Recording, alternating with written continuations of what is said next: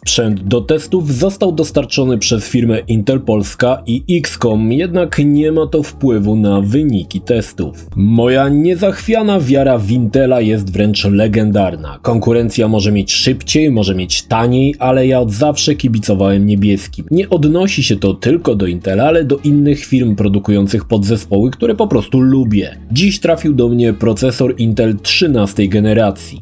Postanowiłem sparować go z topowymi komponentami, aby stworzyć komputer potwora, który mógłby obronić Ziemię przed obcymi.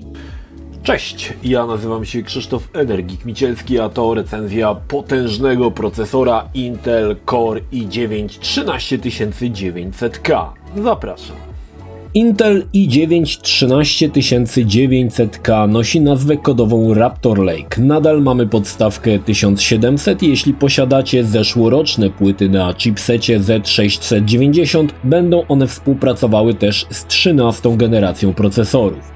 Firma kontynuuje pomysł z zeszłego roku, dzieląc rdzenie na wydajnościowe i energooszczędne, jednak przy 13 generacji ilość rdzeni energooszczędnych uległa podwojeniu. Mamy więc 8 rdzeni wydajnościowych z 16 wątkami, jak i 16 jednowątkowych rdzeni energooszczędnych. W sumie 24 rdzenie i 32 wątki. Całkiem nieźle. Względem zeszłego roku podbito też taktowanie. Wydajne rdzenie P-Core pracują z bazową częstotliwością 3 GHz. W trybie Boost mogą osiągnąć 5,4 GHz. Maksymalnie rdzeń może wykręcić nawet 5,8 GHz, ale potrzeba do tego potężne chłodzenie, które utrzyma temperaturę poniżej 90 stopni. Rdzenie energooszczędne i Core mają taktowanie bazowe 2,5 GHz, a w trybie Boost 4,3 GHz. Procesor został też wyposażony w układ graficzny Intel UHD 770.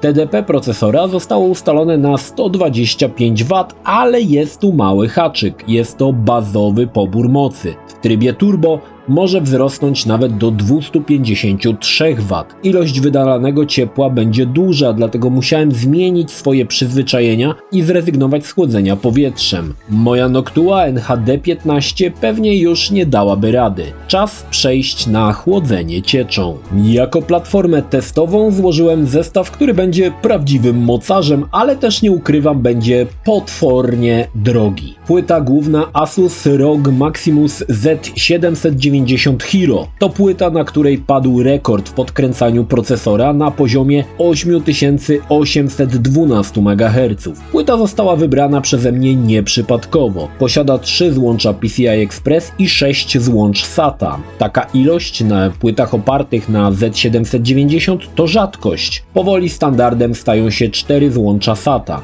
Jako pamięć wybrałem dwie kości po 32 GB DDR5 G-Skill Trident Z5 o częstotliwości 6 GHz w trybie Dual Channel. Do chłodzenia procesora użyłem chłodzenia cieczą Corsair H170i Elite z dużym 430 mm radiatorem i 3 140 mm wentylatorami. Grafika to Nvidia GeForce RTX 4080 Founders Edition. Gry, jak i system jest zainstalowany na dysku NVMe Samsung 980 Pro. Całość została zamknięta w obudowie dla prawdziwych świrów Pantex N2 Primo. Komputer jest zasilany zasilaczem Asus Tor o mocy 1200 W. Kilka słów o ustawieniu procesora. W BIOSie wyłączyłem Multi-Core Enhancement i zmieniłem limity mocy na 400 W w P1 i P2. Taka ilość prądu raczej nie będzie pobierana, ale chodziło mi o to, aby nic nie blokowało CPU. Jak to się przekładało na temperatury? W idlu procesor utrzymywał się na 5,7 GHz przy temperaturze 46 stopni na krótki czas, skakując nawet na 6000 MHz.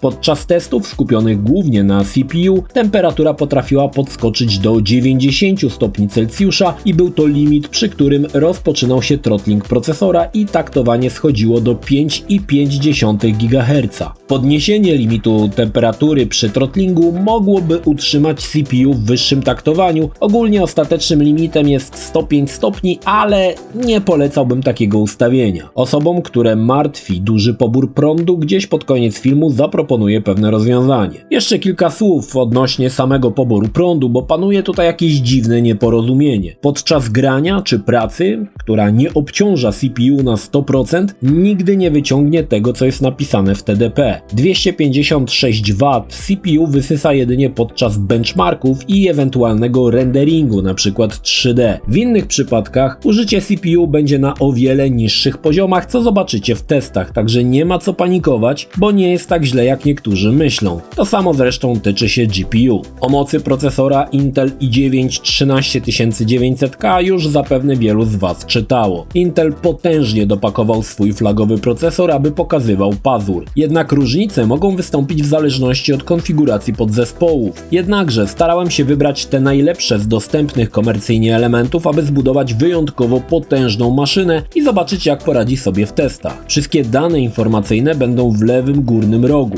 Zachęcam do zerkania na temperaturę CPU i GPU, jak i pobór mocy na obydwu podzespołach. Testy porównam do zeszłorocznego procesora 12900K. Dodam jeszcze, że na chłodzeniu ustawiłem własne krzywe wentylatorów, bardziej idąc w stronę cicho niż chłodno. Na początek rendering Cinebench. Benchmark testuje sprawność renderowania na jednym i wszystkich rdzeniach. Przyrost prędkości na jednym rdzeniu był niewielki, bo około 13%, ale przy renderowaniu wielordzeniowym uzyskałem aż 47% więcej niż na 12900K. Zerknijmy na 3D Marka. Choć głównie będzie tutaj miało znaczenie GPU, spodziewam się wzrostu klatek na sekundę z racji, że zmniejszy się wąskie gardło na CPU. Myślę, że mogę śmiało założyć, że największy boost klatek na sekundę będzie w niższych rozdzielczościach. Ciekawi mnie też, jak będzie wyglądała ilość klatek przy DLSS 3. No nic, przed nami sporo do ogarnięcia, więc lecimy po kolei. W TimeSpy Extreme udało mi się osiągnąć 13759 punktów. Nie jest to wiele względem 12900K, bo wzrost wyniósł jedynie 14%, ale test jest uruchamiany w 4K, więc spodziewałem się tutaj mniejszego przyrostu. Dla zwykłego TimeSpy wzrost już wynosił 21%. DirectX Ray Tracing jedynie 8%, ale tutaj znaczenie ponownie ma GPU. Najciekawiej zapowiada się test DLSS. Dla DLSS 1, które w sumie już nie jest używane w poszczególnych rozdzielczościach, wzrost był w miarę stały i wynosił średnio 8% na wszystkich testach. Test DLSS 2 jest uruchamiany z dwoma presetami, Performance i Quality. Przetestowałem go na 3 bazowych rozdzielczościach z każdym presetem i było dokładnie jak się spodziewałem. Dla 1080p wzrost klatek na sekundę był największy. Dobrze to pokazuje preset Performance, gdzie dla tej rozdzielczości wąskie gardło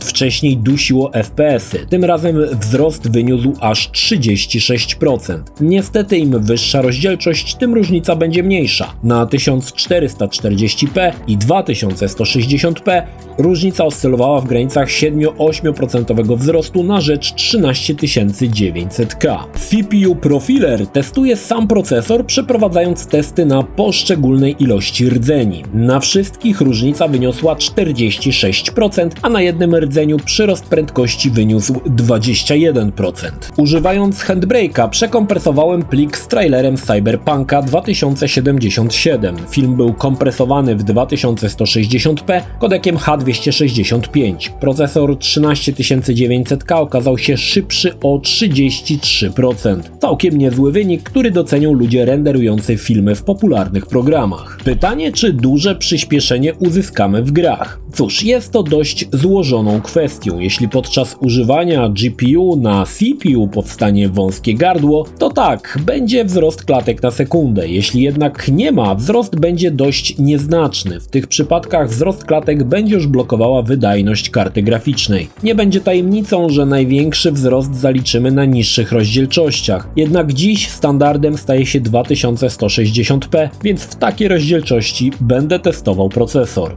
Zacznijmy od Cyberpunka 2077. Wersja, którą posiadam, dostała wsparcie dla DLSS 3, ale jest to póki co wersja preview, więc osiągi mogą się jeszcze zmienić w końcowej wersji. Przetestowałem wszystkie presety graficzne w rozdzielczości 2160p z użyciem DLSS 3 na wszystkich możliwych presetach. Wyniki nie zaskakują, w żadnym teście wzrost nie przekroczył 10%, ale tutaj akurat Cyberpunk bardzo mocno jest zależny od mocy GPU. Oczywiście nadal ilość klatek na sekundę jest co najmniej fantastyczna w każdym z testów i nie ma tutaj co narzekać. Przy A Plague Tale Requiem różnice będą już o wiele bardziej widoczne. Gra korzysta z DLSS 3, które przetestowałem na wszystkich presetach. Rozdzielczość to oczywiście 2160p. Test polegał na przebiegnięciu z rynku pierwszego miasta do domu, w którym miała zamieszkać Amicia. Z wyników doskonale widać, gdzie było wąskie gardło na CPU. Na Ultra Performance, na którym ogólnie bym nie zalecał grania, wzrost wyniósł aż 84%. Zalecany przeze mnie tryb Quality zaliczył 36% wzrost, uzyskując 118 klatek na sekundę, co jest wyśmienitym wynikiem. Kolejny ciekawy przypadek to Destroy All Humans 2 Reprobed. Gra jest koszmarnie zoptymalizowana i w dużej mierze polega bardziej na mocy procesora niż karty graficznej. Jest to o tyle dziwne, że gra nie posiada jakiejś rewolucyjnej oprawy, ale korzysta z DLSS 3, który trochę ratuje kiepską optymalizację. Jeśli pamiętacie test 4080,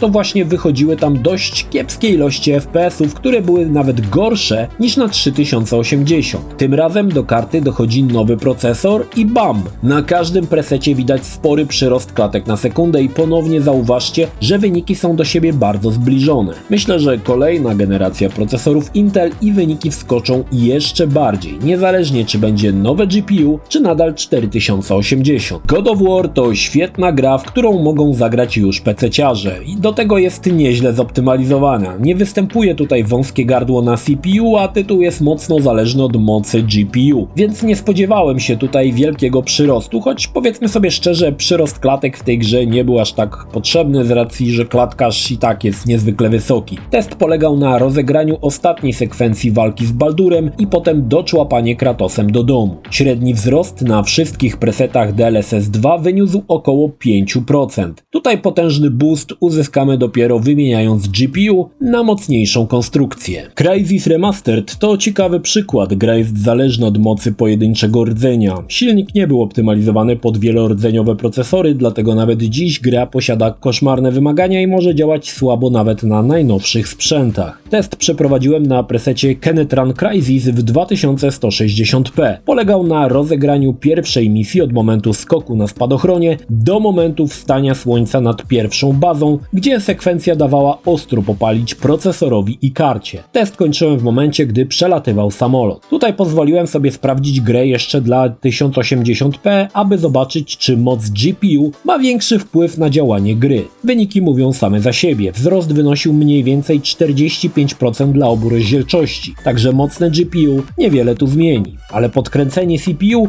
powinno dać jeszcze lepsze efekty. Ostatni test to Flight Simulator, gra, która tylko dzięki DLSS 3 potrafi wykręcić ponad 60 klatek na sekundę na najwyższych detalach w 2160p. Sprawdziłem grę dla wszystkich presetów DLSS 2 i dwóch presetów DLSS 3. Jeśli oglądaliście materiał o 4080, to pamiętacie, że wyniki szału nie robiły. Tym razem wzrost może nie jest aż tak wielki, ale zwróćcie uwagę na przyrost prędkości na czystej rasteryzacji. 50% to jest naprawdę dużo. Bryluje tutaj oczywiście DLSS 3, choć wzrost prędkości również nie jest aż tak duży, bo na jakości to jedynie 6%. Oznacza to, że mocniejsze GPU mogłoby podnieść jeszcze bardziej wyniki. Na koniec obiecałem rozwiązanie na prądożerność CPU. Ponownie jak w poprzedniej recenzji procesora polecam programik Throttle Stop, który rozwiązuje ten problem. Ustawiamy sobie dwa profile. Na jednym jedyne co robimy to wyłączamy turbo. Programik wrzucamy do treya z cyferką pokazującą aktualny profil. Przypisujemy makro do przełączania profili i wybieramy defaultowy profil po uruchomieniu Windowsa. I już, gdy nie robimy nic ważnego lub oglądamy film, CPU działa na poziomie 3 GHz. Jeśli gramy, naciskamy makro i CPU rusza ile fabryka dała. Pytanie,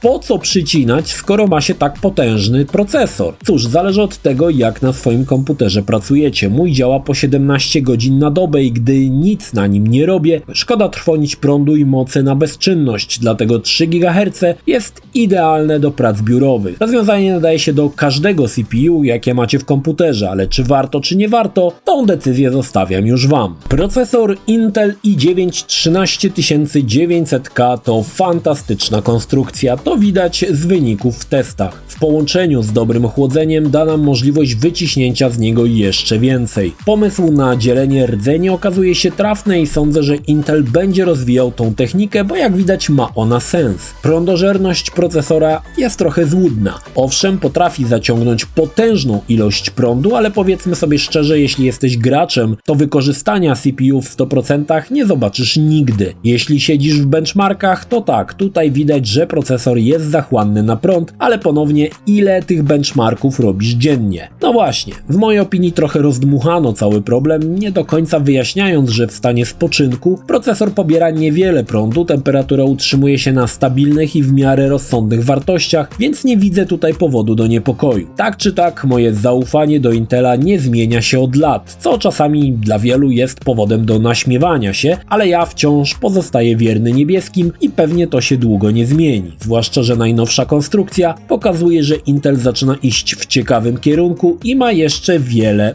do pokazania.